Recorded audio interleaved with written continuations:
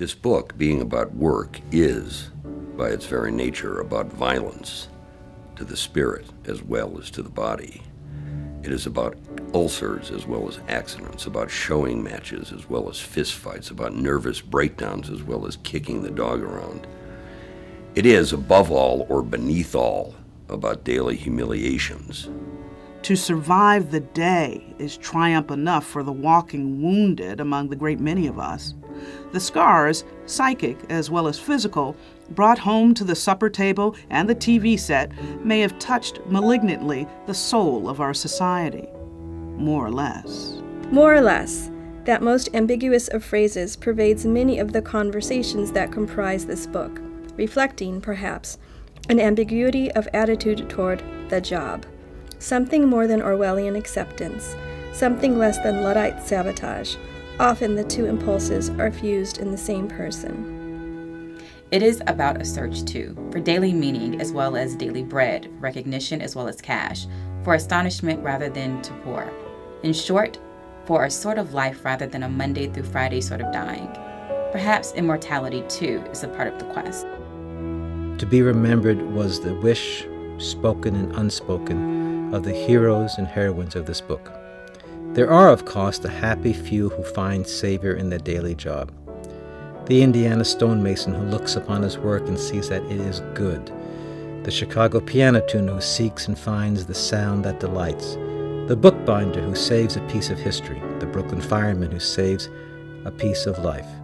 But don't these satisfactions, like Jude's hunger for knowledge, tell us more about the person than about his task? Perhaps.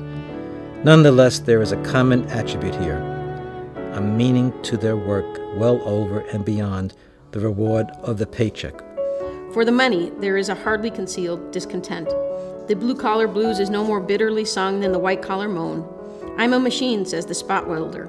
I'm caged, says the bank teller, and echoes the hotel clerk. I'm a mule, says the steel worker. A monkey can do what I do, says the receptionist. I'm less than a farm implement, says the migrant worker.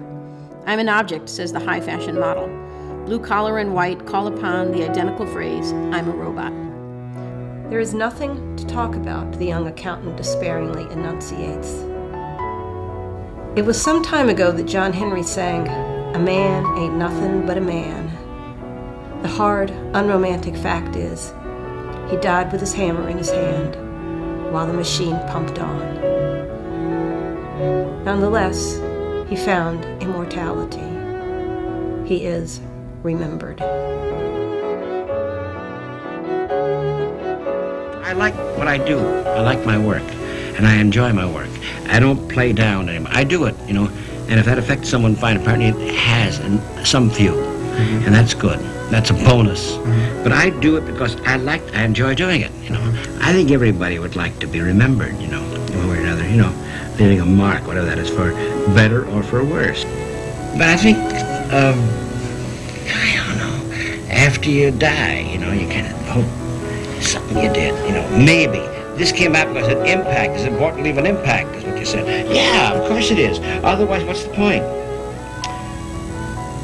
I think the point is to delight in life.